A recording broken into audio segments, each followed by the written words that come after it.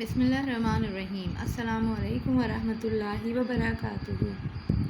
How are you dear students. ये आपके उर्दू का पीरियड है। पहले हम दुआ पढ़ लेते हैं। रब्बी ज़िदनी इल्मा, ए मेरे रब मेरे इल्म में इजाफ़ा फरमा। बेटा अपनी किताब का सफ़ा नंबर 72 खोलिए, पेज नंबर 72। सफ़ा 72 पे हम आ गए हैं बेटे। यहाँ पे आज का दिन लिख लीजिए, तारीख़ लिख लीजिए। आज हम सबक नंबर 14 पढ़ेंगे, कागज़ की कहानी। जी, कागज़ जो आप लोग बहुत ज़्यादा इस्तेमाल करते हैं, इसकी कहानी क्या है। अच्छा, इस सबक को पढ़ने के मकासद क्या हैं बेटे, कि आप लोगों को कागज़ की ईजाद के बारे में पता लगे, किस तरह से मुख्तलिफ़ तजुर्बात हुए थे और कौन से मराहिल से गुज़रे थे तो कागज़ ईजाद हुआ था। फिर आपको कागज़ की ज़रूरत और अहमियत का पता लगे और उसके बाद आप कागज़ के सही इस्तेमाल की तरफ तवज्जो दे सकें। ठीक है, तो पढ़ना शुरू करते हैं। बरसात का मौसम था, हर तरफ गहरे बादल छाए हुए थे। कुछ ही देर में बारिश शुरू हो गई। आसिफ और नदीम बारिश में नहाने लगे। जल्द ही सहन में पानी जमा हो गया।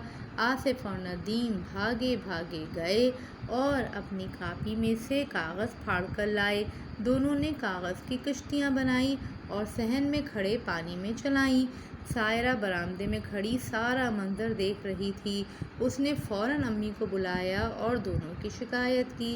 अब्बा जान भी आ गए और कहने लगे, इन्हें क्या मालूम कागज़ कितनी कीमती चीज़ है और इसकी क्या इज़्ज़त होती है। मैं खुद शाम को उन्हें सारी बात समझा दूँगा।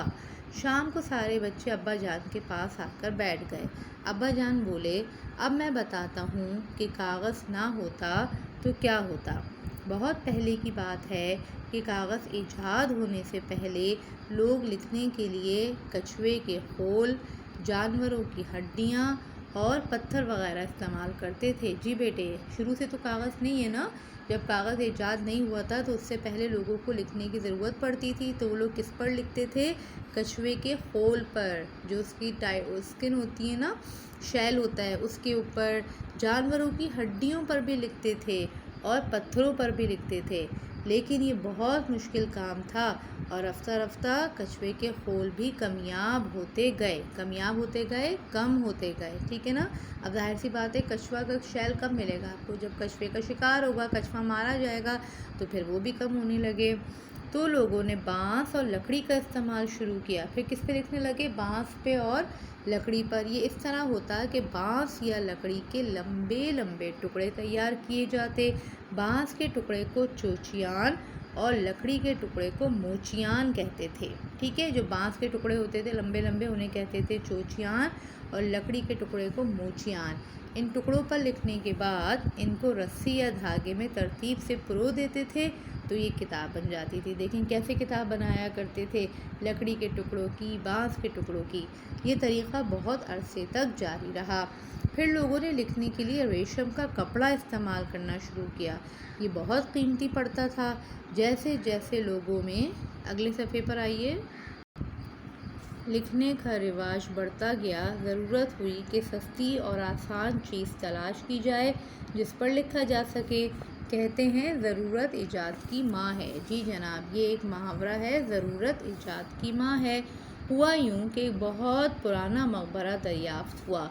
इसमें पीले कागज़ के छोटे छोटे टुकड़े मिले। मालूम हुआ ये टुकड़े पेड़ों की छालों के रेशों से बनाए गए हैं। किस चीज़ से टुकड़े बनाए गए थे, पेड़ों की छालों के रेशों से बनाए गए थे।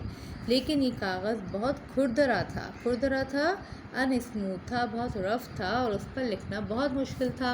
अब लोगों ने कागज़ बनाने के तजुर्बे शुरू किए। बच्चों, क्या तुम्हें मालूम है कागज़ सबसे पहले किसने बनाया। बच्चे तो कहानी सुनकर हैरान बैठे थे, किसी को भी जवाब ना आता था। अब्बा जान ने खुद ही बताया कि सबसे पहले चीन के लोगों ने कागज़ बनाया। चीन का एक बाशिंदा छाइलोन था। उसने छालों के रेशों, फटे पुराने कपड़ों, मछली पकड़ने के पुराने जालों से कागज़ बनाने के बहुत तजुर्बे किए और आखिरकार वो इसमें कामयाब हो गया। उसकी तरकीब ये थी कि पहले इन चीज़ों को पानी में भिगो दिया जाता, फिर इनके टुकड़े टुकड़े करके पानी में उबाला जाता और इसमें घास की राख मिलाई जाती। फिर इसको साफ़ पानी में धोया जाता। اور کوٹ کوٹ کر باریک تہ میں پھیلا دیا جاتا اور دبائے رکھا جاتا، سوکھ کر یہ کاغذ بن جاتا۔ ٹھیک ہے، تو یہ ہے کاغذ بنانے کا طریقہ جو اس وقت ترکیب استعمال ہوتی تھی کہ پہلے کن چیزوں کو چھالوں کے ریشوں، پھٹے پرانے کپڑوں، مچھلی پکڑنے کے پرانے جالوں، ان چیزوں کو پانی میں بھگو دیتے تھے، پھر ان کے ٹکڑے ٹکڑے کر کے پانی میں ابالتے اور ان میں گھاس کی راکھ ملائی جاتی، پھر اس کو صاف پانی میں دھوتے اور کوٹ کوٹ کر باریک تہ میں پھیلا دیتے اور دبائے رکھتے، سوکھ کر کاغذ بن جاتا۔ چھائی لون نے یہ تجربہ بادشاہ کے سامنے پیش کیا۔ بادشاہ نے اس کی بہت تعریف کی اور فرمان جاری کر دیا کہ اس طریقے سے پورے ملک میں کاغذ بنایا جائے۔ رفتہ رفتہ اسی طریقے کو بہتر کیا گیا اور دنیا بھر میں اسی طرح کاغذ بنایا جانے لگا۔ پہلے یہ طریقہ کوریا، ویتنام، جاپان کے لوگوں نے سیکھا، پھر سمرقند کے ذریعے عربوں نے اور ان سے یورپ کے لوگوں نے سیکھا۔ سب سے آخر میں انگلستان کو کاغذ بنانے کا طریقہ معلوم ہوا، لیکن اب انگلستان میں سب ملکوں سے زیادہ کاغذ بنایا جاتا ہے۔ کاغذ اب چیتھڑوں کے بجائے درختوں کے گودے سے بنایا جاتا ہے۔ آج ہم کاغذ کی بہت اچھی شکل دیکھ رہے ہیں۔ آصف اور ندیم، اب تم ہی بتاؤ، کیا کاغذ کو اس طرح پھینکنا چاہیے؟ کاغذ پر علم لکھا جاتا ہے تو اس کی عزت بھی تو کرنی چاہیے۔ پیارے بچوں، جب بھی کاغذ کو ادھر ادھر زمین پر پڑا دیکھو تو فوراً اٹھا لیا کرو۔ آصف اور ندیم نے ابا جان سے وعدہ کیا کہ وہ کاغذ ضائع نہیں کریں گے۔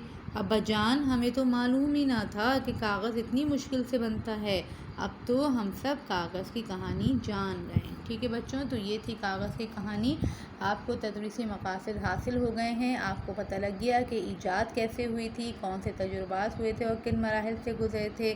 اب آپ کو کاغذ کی ضرورت اور اہمیت بھی پتہ لگ گئی ہے اور کاغذ کے صحیح استعمال کی طرف بھی انشاءاللہ آپ توجہ دے سکیں گے۔ ٹھیک ہے بچوں، تو یہ درختوں سے بنتا ہے کاغذ، اس لیے کاغذ کو ہمیں بہت دیکھ بھال کے استعمال کرنا چاہیے اور ضائع تو بالکل نہیں کرنا چاہیے۔ اس صفحے کو، اس کہانی کو دوبارہ پڑھیے، اپنا خیال رکھیے۔ جزاک اللہ خیراً کثیرا۔ السلام علیکم ورحمۃ اللہ وبرکاتہ۔